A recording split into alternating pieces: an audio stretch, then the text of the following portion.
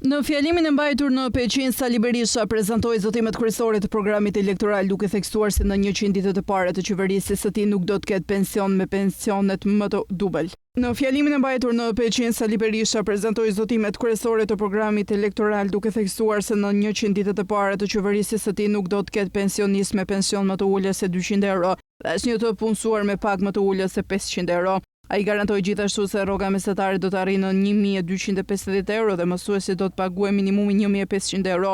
Berisha e cilësoi këtë si një ndryshim epokal që do të ndalë largimin e shqiptarëve nga vendi dhe do të rikthejë dinjitetin e qytetarëve.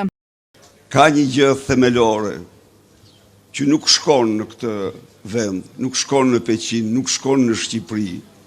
Ky largim masiv i shqiptarëve nuk vjen se ata nuk duan Peqinin. Nuk vjen se ata nuk kanë lidhje malli, zemër me familjen e tyre.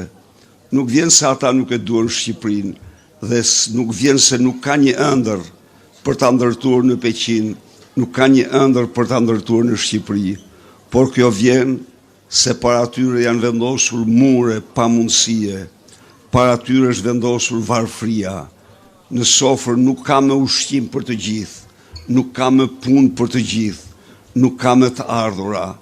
Dhe në këtë mënyrë të heshtur dhe haptas,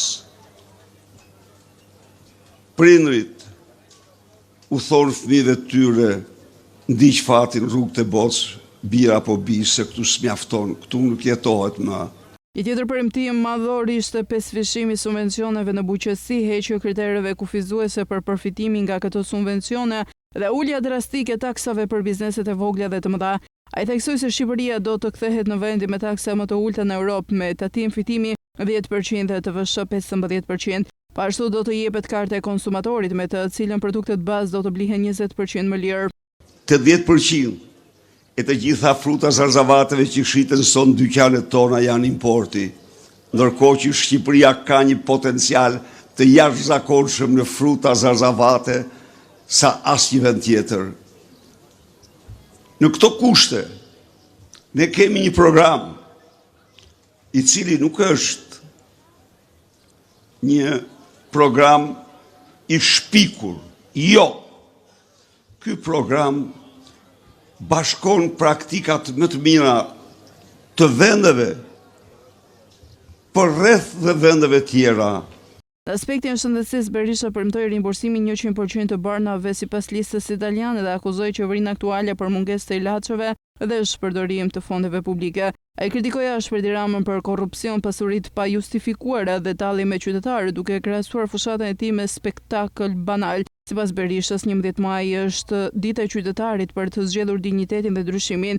Gjithashtu Berisha do të zhvilloj fushat elektorale përmbyllëse në Vlorë dhe në Fier për të pritur kështu zgjedhjet parlamentare të 11 majit, ku qytetarët shqiptar, por jo vetëm dhe diaspora, do të kenë mundësi të zgjedhin parlamentin e ri.